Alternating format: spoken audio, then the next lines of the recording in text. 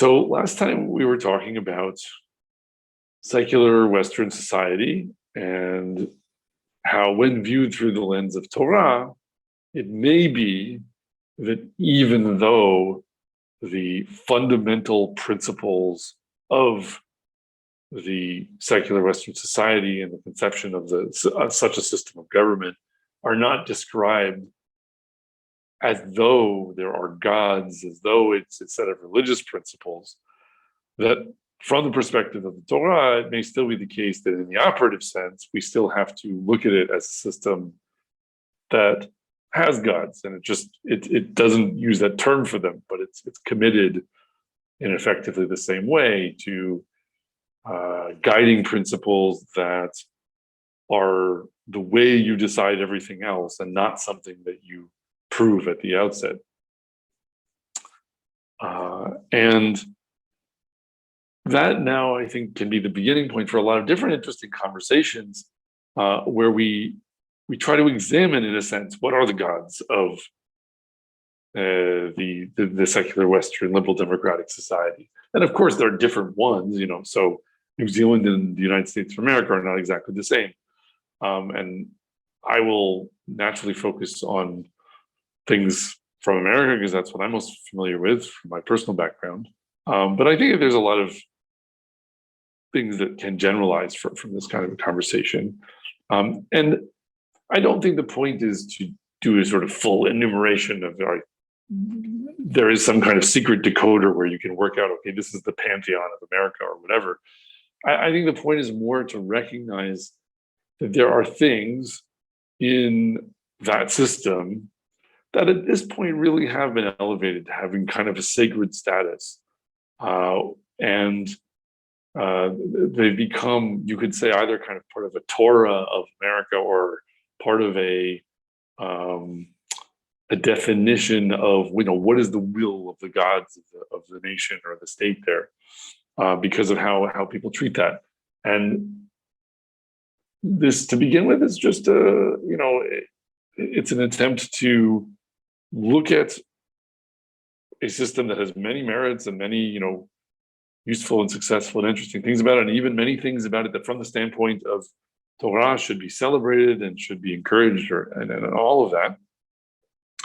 But to look at it through the lens of Torah so that you can see it for what it is, which is still a system that doesn't fundamentally conceive of itself in commitment to HaKadosh Baruch Hu and commitment to the Torah. And to the degree that that's the case, from the standpoint of the Torah, we can critique it and say, okay, we can do a bit of idol smashing, in a sense, and say, okay, well, this idol's nice, it has some good properties, but it's going to fail in this way, and we can be honest in where we see that, because we recognize it for what it is. We recognize the degree to which it sort of serves the purpose of an idol.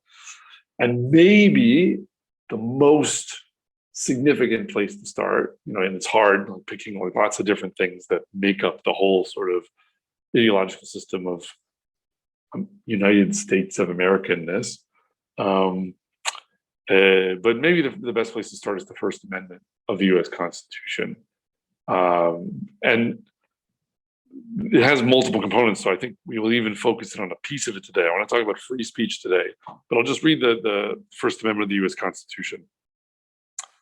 In the Bill of Rights, Congress shall make no law respecting an establishment of religion or prohibiting the free exercise thereof, or abridging the freedom of speech or of the press, or the right of the people peaceably to assemble and to petition the government for redress of grievances.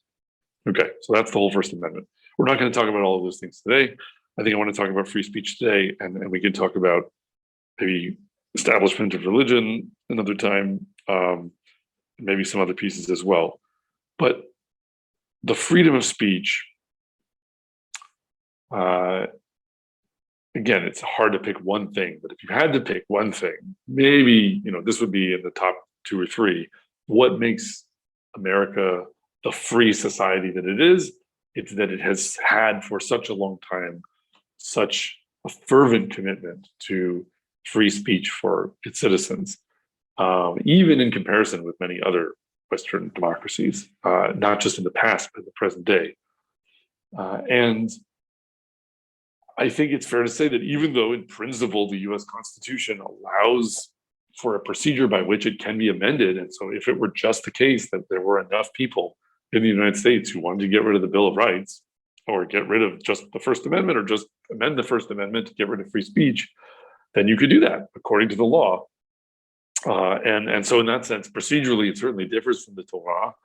But to be fair, I think that if anyone ever tried to do that or even talked about doing that, they would be immediately run out of town on a rail, so to speak. They would be treated like they were insane, or they were trying to attack the foundations of what the country stands for. The Bill of Rights, and especially the First Amendment, have been elevated to the point where they are a kind of sacred symbol of what this system really is about.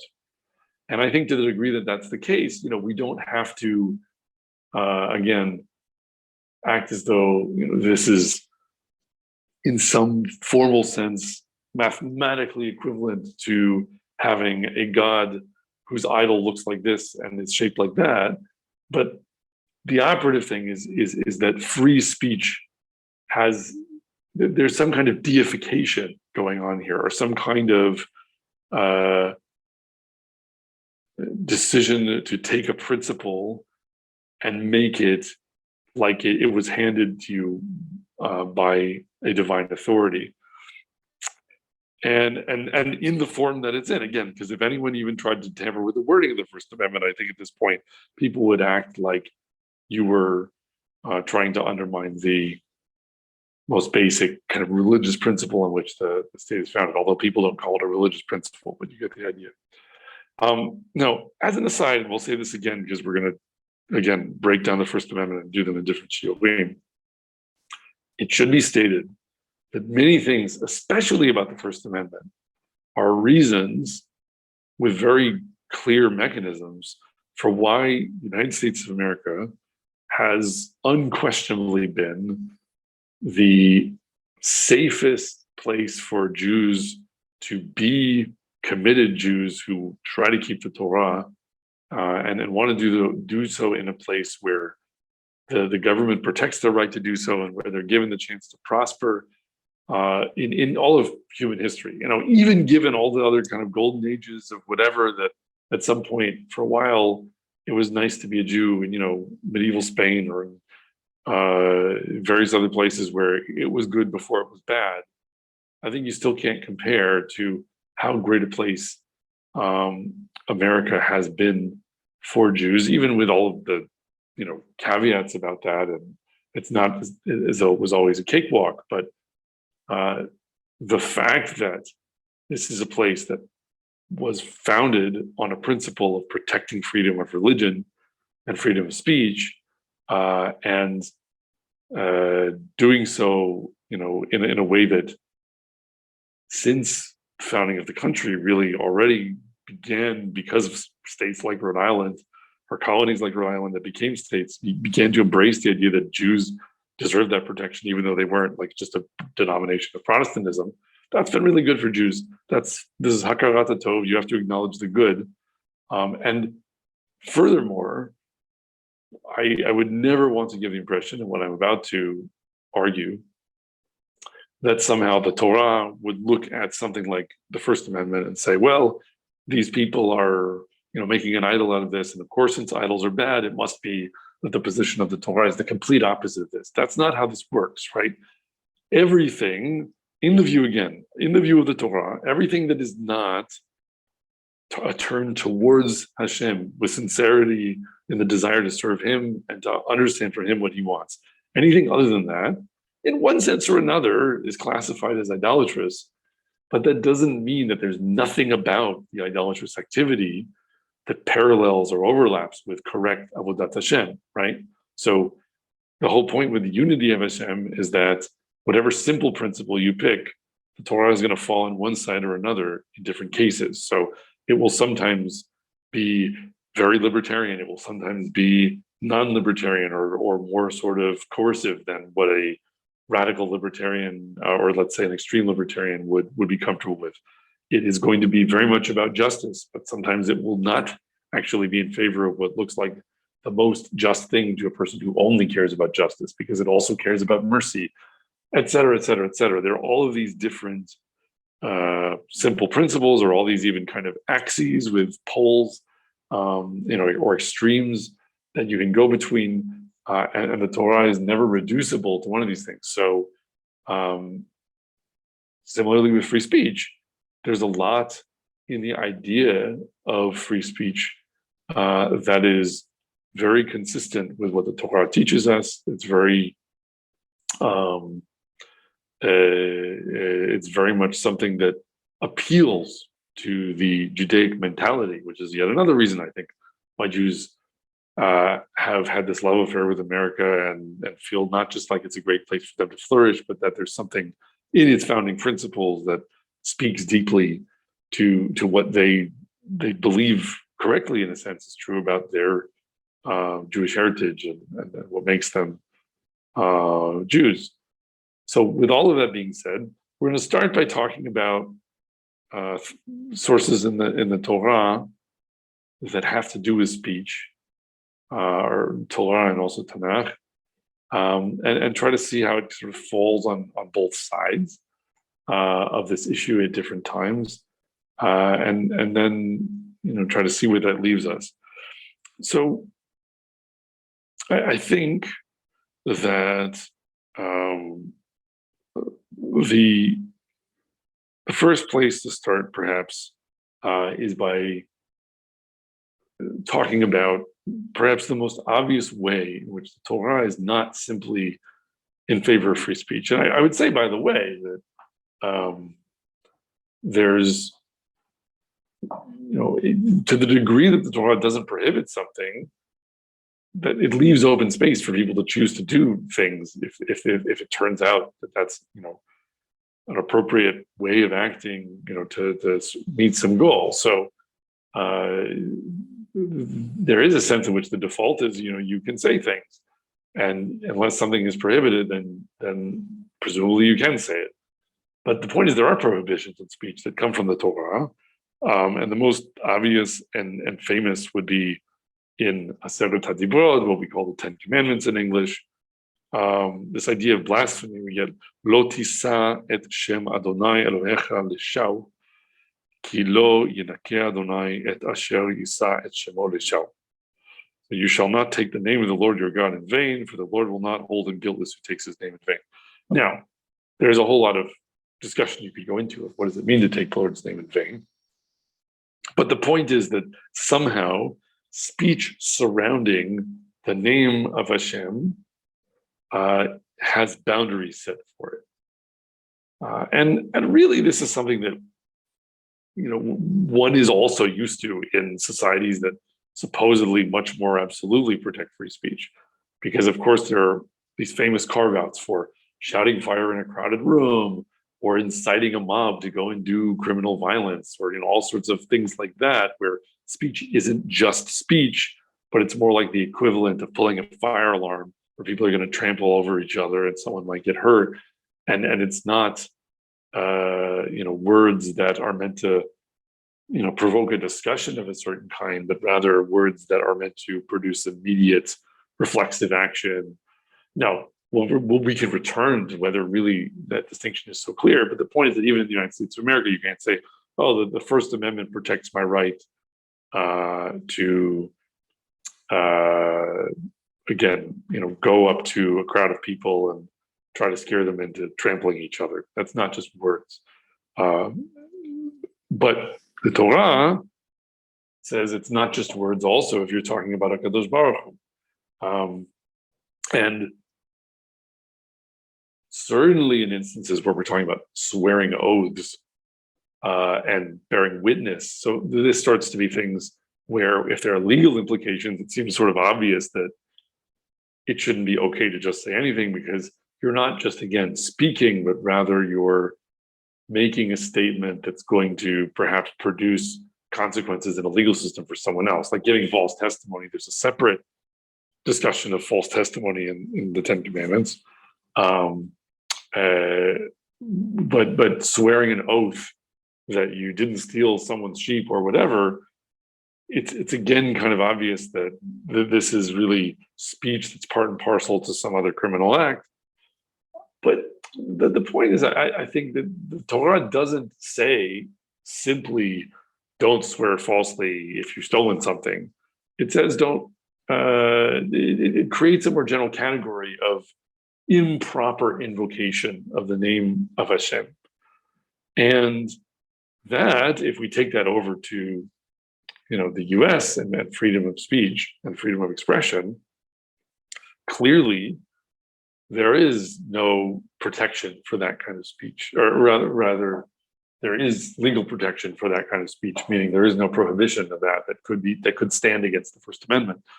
And again, I'm making observations here. At the moment, I'm not saying, and so therefore tomorrow we should edit the First Amendment in the U.S., or therefore tomorrow there should be some way of making blasphemy illegal, because I think talking about exactly what as a matter of policy can be brought about or should be brought about there, that's a separate discussion. But at the moment, blaspheming the name of Hashem in the U.S. it's not possible to make it illegal. It obviously would both kind of border on making some kind of establishment of religion if you did that, if the government tried to impose that, and also it's protected speech. You can say it, and the question is whether there's a problem with that, right? Like, from the standpoint of the Torah, and that we've found a disagreement at some level now, where the committed secular Western liberal would say, I want to protect free speech because it's very important. I've decided it's a core principle of this whole system, and maybe I'll make all sorts of arguments that are kind of consequentialist for like why I think it's good that we protect speech. But fundamentally, it's like a religious principle where if we don't do this, then I start to say, oh, we don't have a good kind of society anymore, because it's become part of the definition of a good society and in that mindset. And so we found a disagreement, right? The Torah looks at this and says, no, you made an idol out of free speech. You should be serving Hashem. And what Hashem says is, okay, I'm not going to prohibit lots of other kinds of speech, but when it comes to my name, yes, that should be prohibited. And you can bear the weight of that amount of prohibition of speech.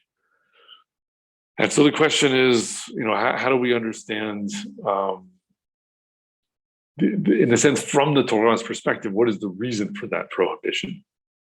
And I think we do start to get a bit of a picture of that when we go elsewhere and look at the narrative element that most closely treats the idea of blasphemy in the Torah, which is this episode of the Mekalel in Sefer Vayikra, the book of Leviticus. So we have in Sefer Vayikra, there's a fight that breaks out. It says, "Vayetze ben isha Yisraelit, v'hu ben ish Mitzri betoch bnei Yisrael, v'yinatzu b'machaneh ben hayisraelit v'ish hayisraeli." And the son of an Israelite woman whose father was an Egyptian went out among the people of Israel, and this son of the Israelite woman and a man of Israel strove together. They were fighting in the camp. Vayikov ben haisha hayisraelit et Hashem vaykalel vayovia oto el Moshe v'shem imo Shlomit bat Divri lemate Dan. So the Israelite woman's son blasphemed the name of the Lord and cursed, and they brought him to Moshe, and his mother's name was Shlomit, the daughter of Divri of the tribe of Dan. Vayanihu b'mishmar lifrosh lahem al pi Adonai, and they put him in custody that the mind of Hashem might be known to them.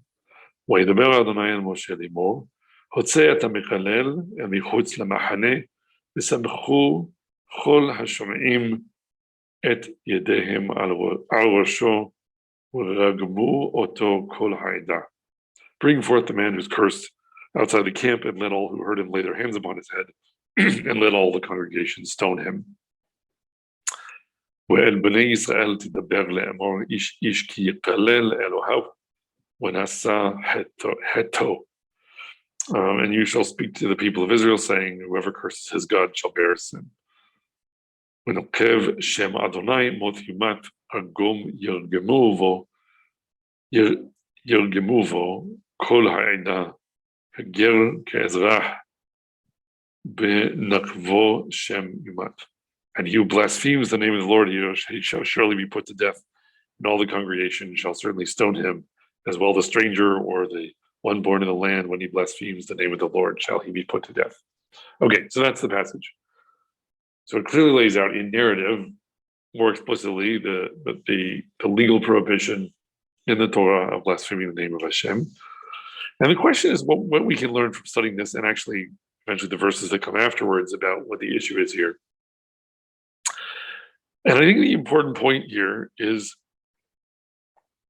this is not just an issue of Hashem is very sensitive, chas v'chalila, and sort of is easily offended. And because he has so much power and he can give rules of any kind that he wants, then he may as well put in, a rule saying, don't insult me because I don't like that. And therefore, what you might have thought was not such a big deal is actually reason enough to put someone to death. That's not what we're talking about here. What we're talking about here is a situation that illustrates why HaKadosh Baruch Hu doesn't think this is a small matter. And, it really has to do with many things. Like, if you protect the name of Hashem, then, and you impose those protections very rigorously, the utterance of the name of Hashem has a different power over people that can solve problems sometimes. Like practically, we mentioned before, swearing an oath to say you didn't steal someone's sheep. If people swear oaths all the time and the name of Hashem is not protected and people blaspheme all the time, then when someone says, oh yeah, I swear I really didn't steal your sheep, what does that mean to you? How convincing is that? And if there's no such thing a person can say that carries that weight, then you can't help but remain suspicious, right? Whereas if you're in a society where the name of Hashem really is kept well protected in that way, then suddenly there's the possibility that suspicion between people can much more completely be dispelled, because someone wouldn't, even maybe a criminal who's willing to steal, would not so lightly take this oath if it weren't true. Right? So there's that kind of practical use where it's like a well that people can all go and get water from. But the name of Hashem has this sanctity, and that as a result of the fact that it has that, you change what kinds of social arrangements are possible. And that's already just kind of a practical observation about how certain kinds of protected speech make different things possible than they were before. And not all of them are just fascist dictatorship and bad stuff. Sometimes there are things that protected speech can lead to where you'd say, oh, it's interesting. I don't know what it's like to live in a society like that, because I've been living in America where everyone blasphemes all the time and there's no such thing as an oath that anyone takes seriously, right? So that's a side point. But I think the core point that's being made in this passage actually comes from the beginning and the end. The beginning is, it's not just a man, Stam, who blasphemes. He was walking around one day, stubbed his toe, or decided he wanted attention, or whatever else, blasphemed. There was a fight happening, right? There were two men fighting. That was how this started off. And lest you think it's unrelated, right? One of the people who's fighting is explicitly described as being, his mother's name was Shlomit, the daughter of Divri. Divri means my speech, right? Like the speech is about, is connected with what's going on here. And the Mekalel is in a fight. And when you're in a fight, you're trying to put the other person down, right? And perhaps, when one can assume in this fight, this is really a fight perhaps to the death, or at least where there's the implication of that possibility. And now you have to ask yourself, okay, what if one person wants to kill another person? What's going to make that easier? What's going to make that more difficult? What's going to make it easier is if you can erode the sense in which there's any problem with killing people, right? Because what's the problem with killing people? The problem with killing people is they're made b'tzelem Elohim. They're made in the image of God. And because they're made in the image of God, they're treated differently than other things. How do we know that? Because actually, right after this passage, the Torah goes on, when we seemingly the story about the Mikalel is over and we just start getting other laws, we just have a list of laws. Okay. And anyone who kills any man shall surely be put to death. So murder is a capital crime.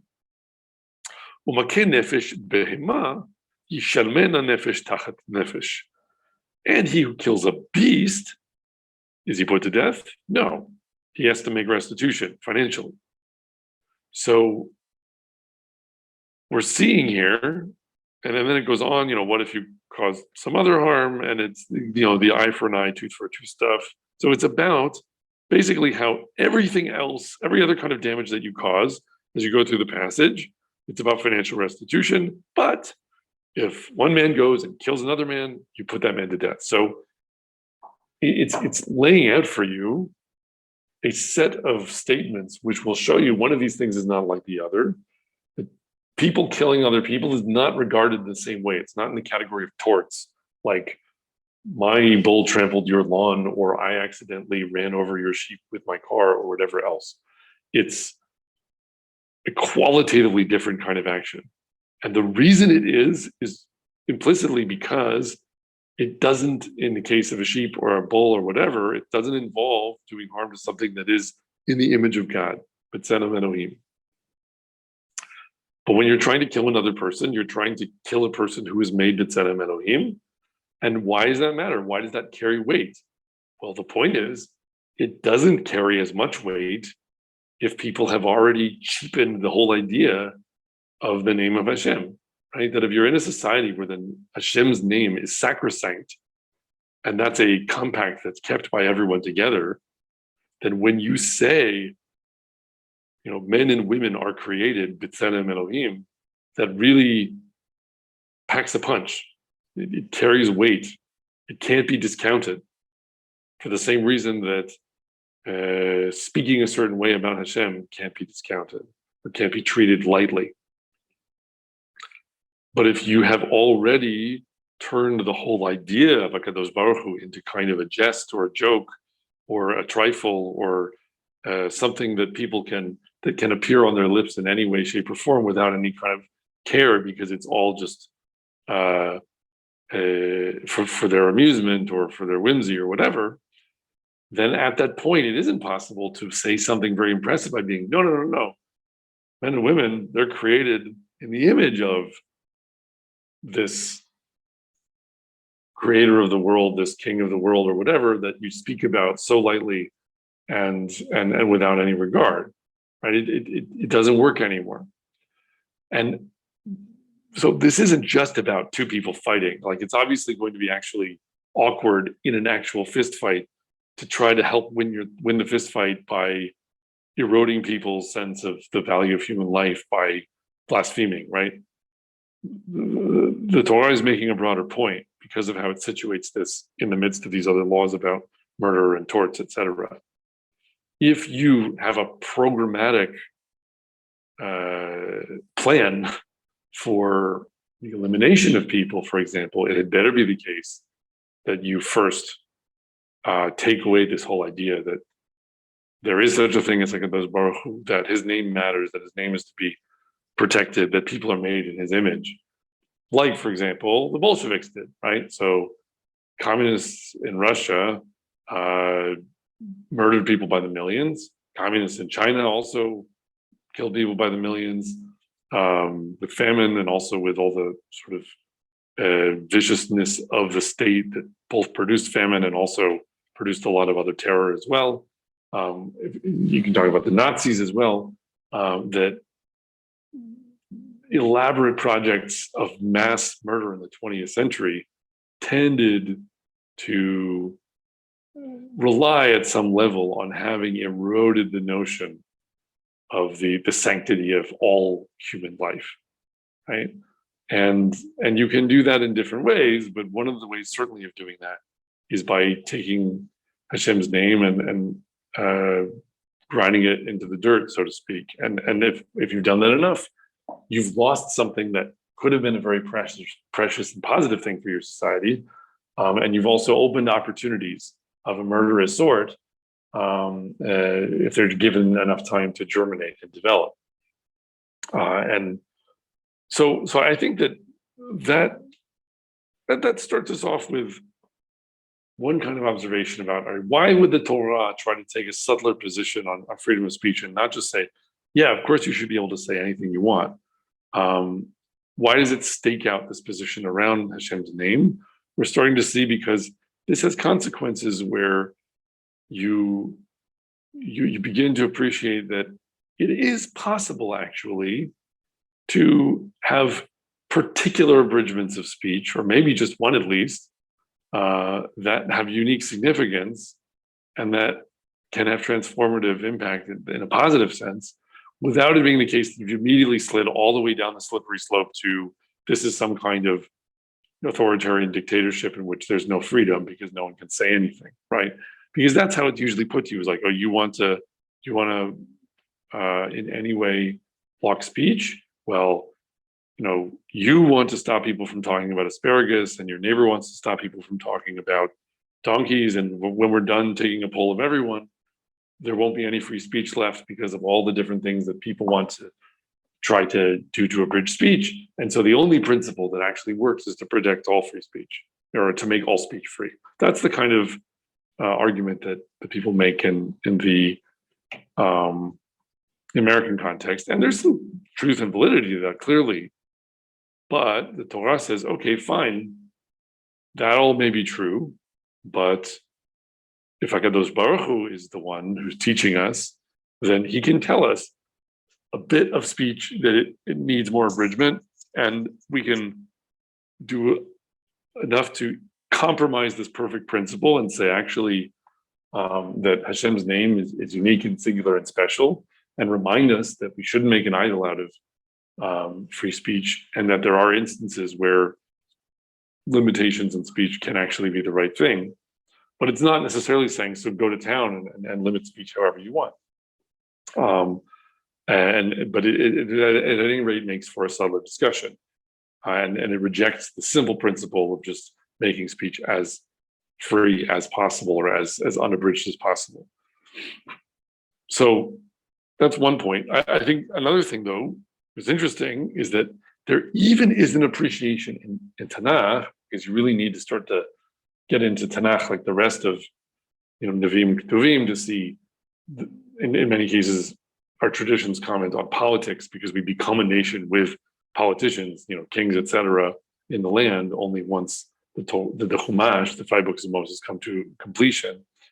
That there's even an appreciation that this issue has political implications, and that we have to be careful about it. And I think that is even implied in the narrative we just read, right? Because interestingly, the people who've already received the Torah, were in Sefer Vayikra, they've been told, Lo tisa et Shem Elohecha,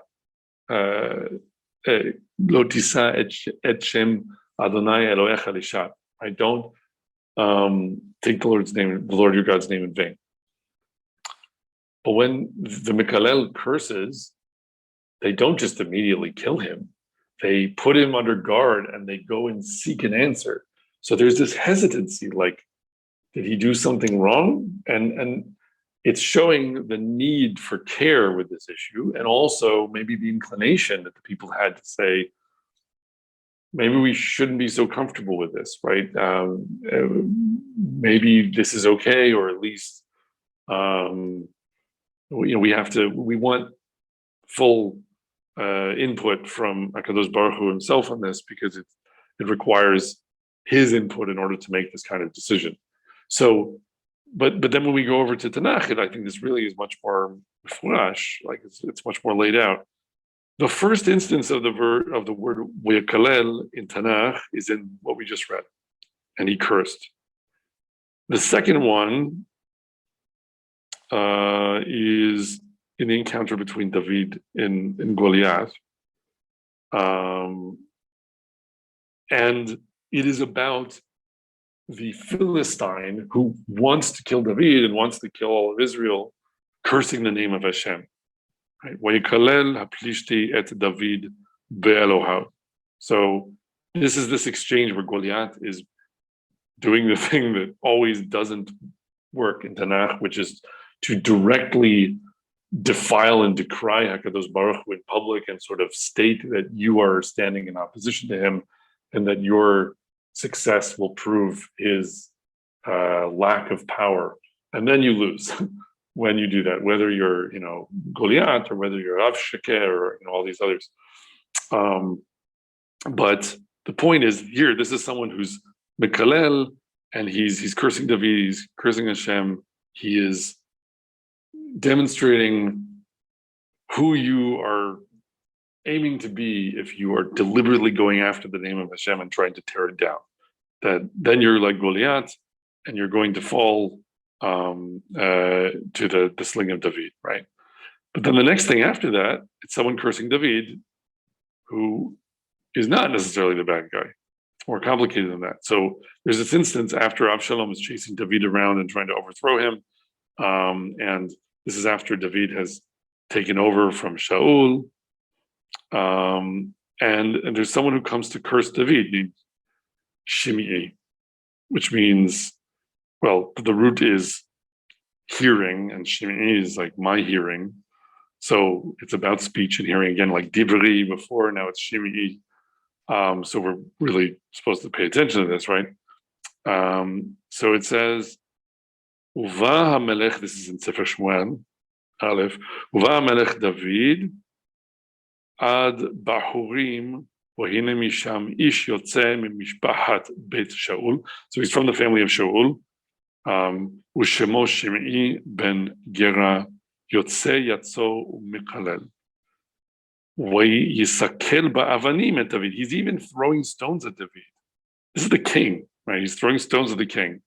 Ve'et kol avdei hamelech David v'chol ha'am v'chol ha'giborim miyamino u'mismolo. So he's throwing rocks at David and all his mighty people on his left and his right. V'chol amar Shimei b'kalelo, and this is what Shimei said in his cursing. Tze ish hadamim ve'ish Habliya'al, he's like insulting David and saying he's a worthless man. Heshiv alecha Adonai kol dmei beit Shaul asher malachta tachtav v'yiten Adonai et hamelucha biyad Avshalom benecha v'hinecha bera'atecha ki ish damim ata.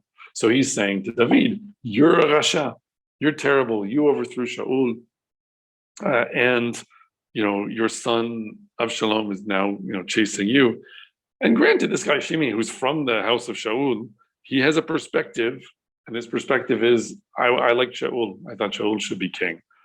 However, we should know that it's not just that he's saying, I hate you, David. I liked it when Shaul was king, and I threw rocks at you. He twice mentions the name of Hashem. He's cursing David. He's not cursing the name of Hashem. He's cursing David. And in this cursing of David, he invokes the name of Hashem, and he says, Heshiva alecha Adonai kol dmei beit Shaul. So the blood of the house of Shaul has been returned on you by Hashem. So he's acknowledging that what's happening right now is from Hashem, and you deserve it.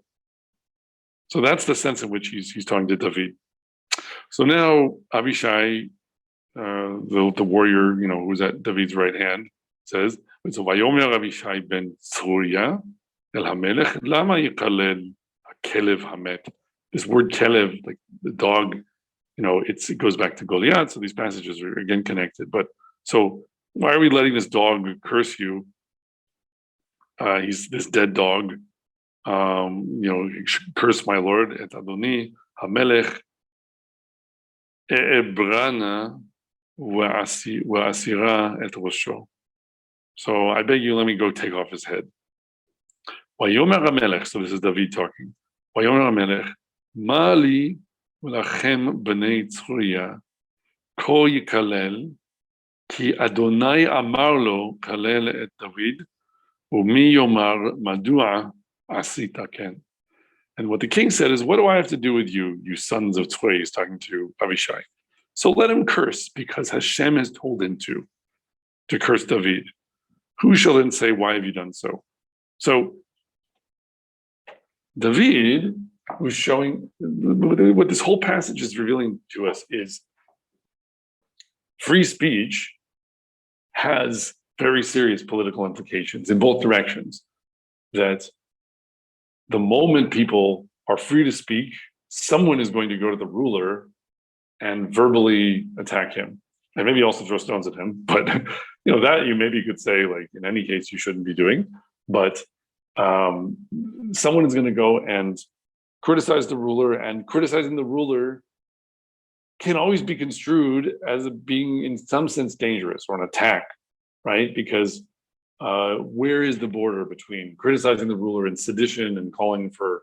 I mean, this was right after a civil war, so we're in times where there certainly is a lot of gray area there.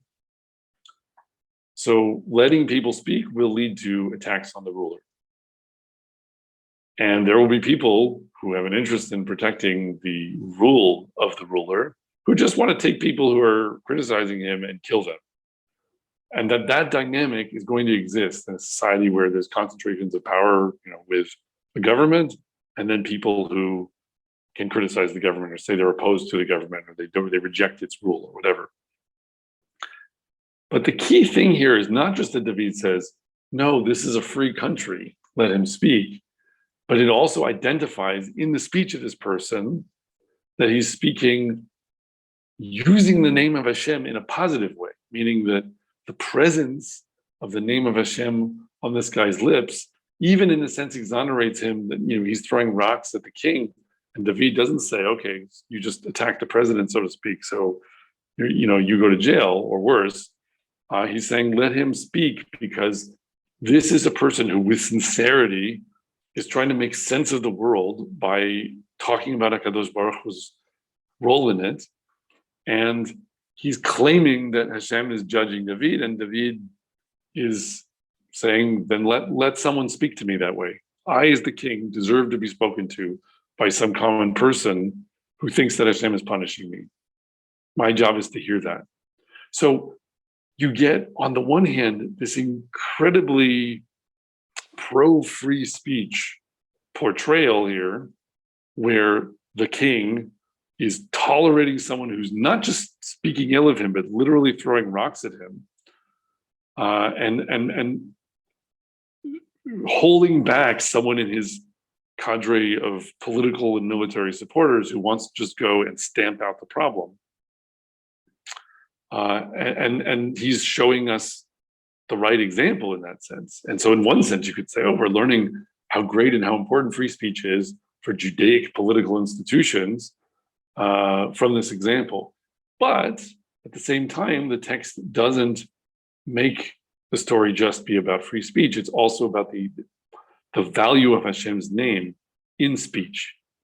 And that it is both the case that you can transgress through speech by devaluing Hashem's name, and also it can be the case that your proper involvement of Hashem in the argument you're making could be the difference between speech that has justification or speech that will be tolerated by Mashiach Hashem, like the king of the Judaic state, or won't be tolerated because it might be a different thing, right? We don't know, because we don't have another parallel passage where some other guy comes along and does exactly the same thing, except he curses David in the name of Baal or whatever. But we don't quite get from this example that, you should be able to say anything because it's the king's job to hear any critique from anyone. But it is the king's job to hear a critique from someone who, with sincerity, is trying to involve HaKadosh Baruch Hu in his explanation of the events of the world, and sees Hashem's judgment as being something that the king has to stand before and accept. And so I don't think at the end of the day that we can take all of this and immediately map it into what would be a version of the First Amendment that would be totally consistent with what the Torah is teaching us. We're just dealing in a few different sources here and noticing aspects of how they pull in different directions. That on the one hand, there is this reluctance to limit speech, and on the other hand, and also a recognition of its political implications. And on the other hand, it's also the case that speech it is limited by the Torah, especially when it comes to the value of Hashem's name itself. And I'll say in closing that I think at the end of the day, it's empirically the case that clearly our tradition as a whole is very much in favor of a raucous discourse with a great diversity of perspectives and arguments and opinions. Like what we have in all of the Talmud is a record of all of these arguments and all these perspectives and all these opinions, and even specific instances where we have, this idea of different sages arguing for different meanings of the Torah, and a heavenly voice saying, Elu ve'elu, like this and that. Also, like they're both the word of Hashem. They're both the truth of the Torah. So it can be the case that you need to allow more than one thing to be said in order to get all the truth. And all of that is not an accident. It's coming from the source. If we go into the Torah, we go into Tanakh, we look at how this is flowing out from there into like the whole tradition that developed. It's not an accident that we're a people that loves to argue and that sees value in different perspectives. And there's numerous ways of establishing that, and we've only looked at a few of them. However, all of that being said, and all of that being part of the reason that Jews have loved flourishing in America, because the value of free speech and diversity of perspectives is so consonant with this very authentically Judaic value, and with all of that being the case, it still is also the case that if you make an absolute statement that free speech should just be protected no matter what, then from the perspective of the Torah, that's going too far. That's making an idol out of something. Like that's too simple a principle. And the Torah teaches us through specific examples how the name of Hashem provides a point of reference for this whole discussion, because it says, look, here's one thing that you cannot you cannot treat the same way as other kinds of speech. And whether that is meant to be a principle that allows us to realize there are kinds of speech that it can be worth, that it can be worth limiting, or whether it's only the name of Hashem and everything else goes, that might be a longer discussion. But I think there's no question that the narrow principle of free speech without any asterisks or anything that plots that in reference to the name of Hashem is considered to be an overly simple idolatry, and one that, as a result, unfortunately, will have failure modes that are very hard to deal with. We would like to encourage our viewers to share these videos with friends and send in your responses. If you would like to obtain Birkon Nusach Eretz Yisrael or invite the rabbi for a speaking engagement, please email us at office@machonshilo.org.